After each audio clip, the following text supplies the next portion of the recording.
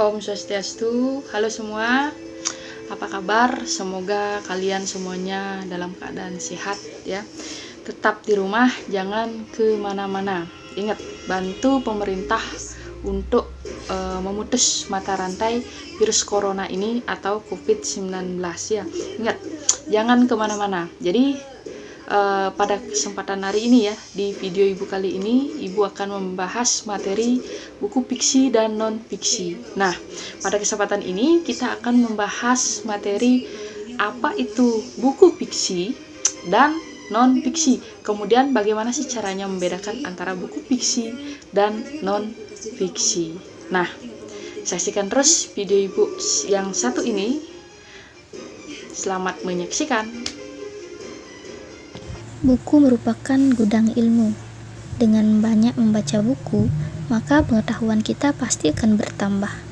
Menurut isi, buku dibedakan menjadi dua, yaitu buku fiksi dan non-fiksi.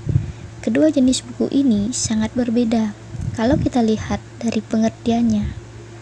Buku fiksi merupakan buku yang ditulis berdasarkan imajinasi penulis.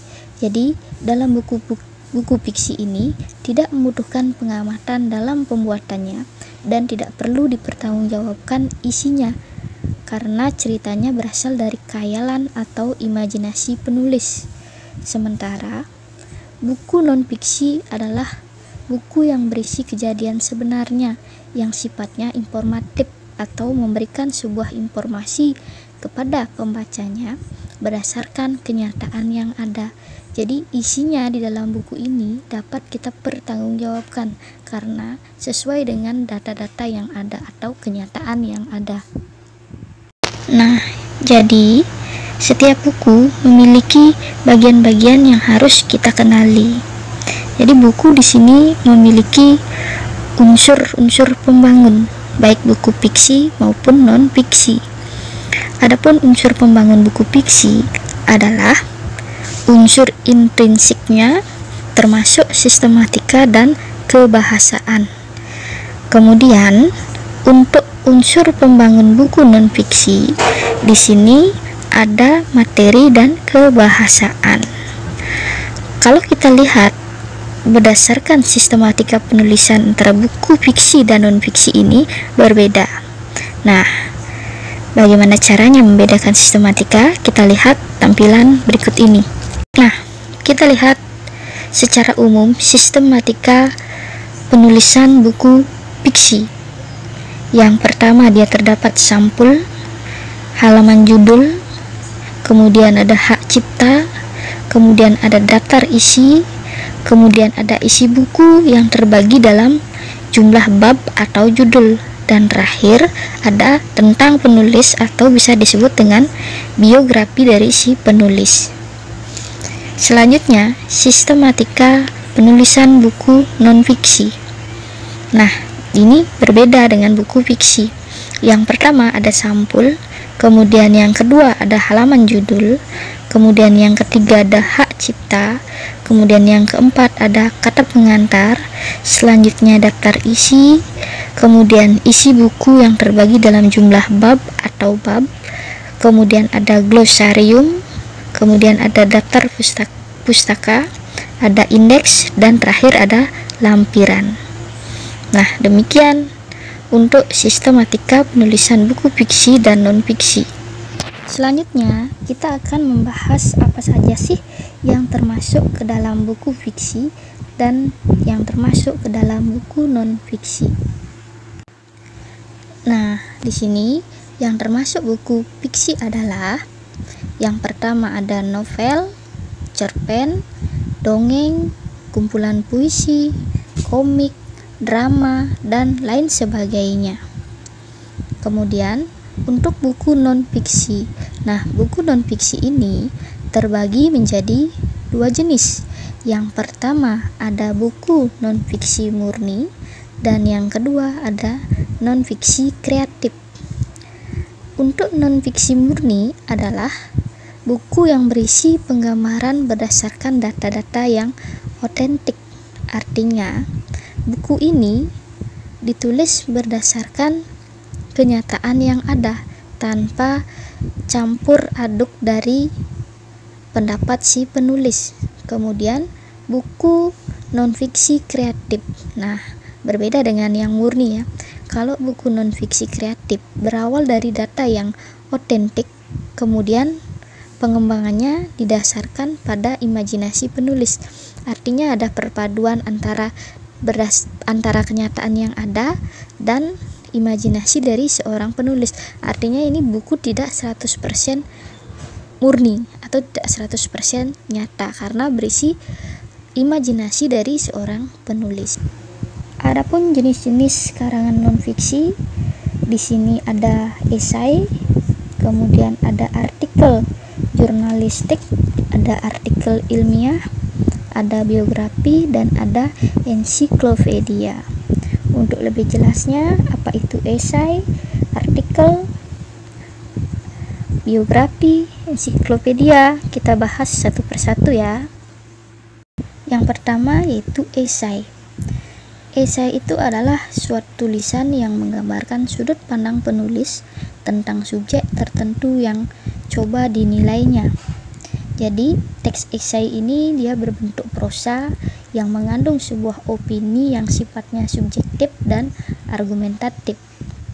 Jadi, esai ini biasanya kita temukan di koran berupa opini dan editorial atau tajuk rencana yang ditulis oleh media bersangkutan.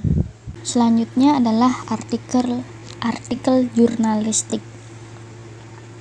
Artikel jurnalistik ini adalah artikel yang berisi tentang ilmu, teknik, dan proses yang berkenaan dengan penulisan berita feature dan artikel opini yang kita temukan pada media massa, baik media cetak maupun media elektronik. Selanjutnya adalah artikel ilmiah. Artikel ilmiah ini sama seperti artikel jurnalistik.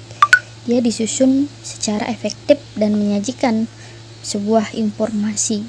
Jadi, bedanya di sini adalah kalau artikel jurnalistik itu disajikan untuk umum, sementara artikel ilmiah ini disajikan atau dipublikasikan untuk kalangan-kalangan terbatas. Selanjutnya adalah biografi. Biografi itu adalah riwayat hidup seseorang yang ditulis oleh orang lain. Biasanya yang ditulis ke dalam biografi itu biasanya tokoh-tokoh yang memiliki kisah-kisah yang dapat memotivasi pembacanya. Nah, selain biografi, kita mengenal istilah autobiografi. Bedanya di sini terletak hanya pada penulisnya. Kalau autobiografi biasanya riwayat hidup seseorang yang ditulis oleh orang itu sendiri. Selanjutnya ada ensiklopedia. Ensiklopedia ini adalah referensi atau ringkasan yang menyajikan rangkuman informasi dari semua cabang pengetahuan atau dari bidang tertentu.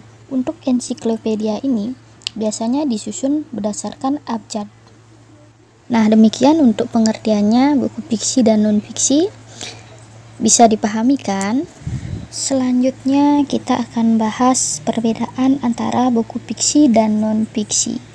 Nah, bagaimana sih caranya membedakan antara buku fiksi dan non-fiksi? Jadi, untuk membedakannya kita lihat dari beberapa aspek. Di sini ada 4 aspek dalam buku fiksi dan non-fiksi ya. Nah, aspek yang pertama berdasarkan penyajian. Kalau buku fiksi, penyajiannya itu secara imajinatif atau berdasarkan hayalan. Sementara kalau buku non-fiksi, penyajiannya berdasarkan faktual atau kenyataan yang ada. Aspek yang kedua yaitu sifat. Kalau buku fiksi, sifatnya mengikuti genre karyanya atau jenis-jenis karyanya. Kemudian, sifat buku non-fiksi itu bersifat informatif atau memberikan sebuah informasi. Aspek selanjutnya adalah makna kata. Kalau buku fiksi, makna katanya itu adalah konotatif, artinya buku itu memiliki arti yang tidak sebenarnya. Kemudian non-fiksi itu adalah denotatif. Denotatif artinya makna yang sebenarnya. Kemudian aspek terakhir adalah bahasa. Buku non-fiksi bahasanya menggunakan kata-kata yang tidak baku, sementara buku non-fiksi hampir seluruh isinya menggunakan kata baku. Nah, demikian ya pembahasan untuk buku fiksi dan non-fiksi. Nah, mudah kan? Semoga bermanfaat ya. Nah, demikian video Ibu tadi ya. Jadi, jangan lupa like, komen, dan subscribe ya. Tetap saksikan terus video-video pembelajaran selanjutnya. Sampai jumpa. Om Santi Santi Santi.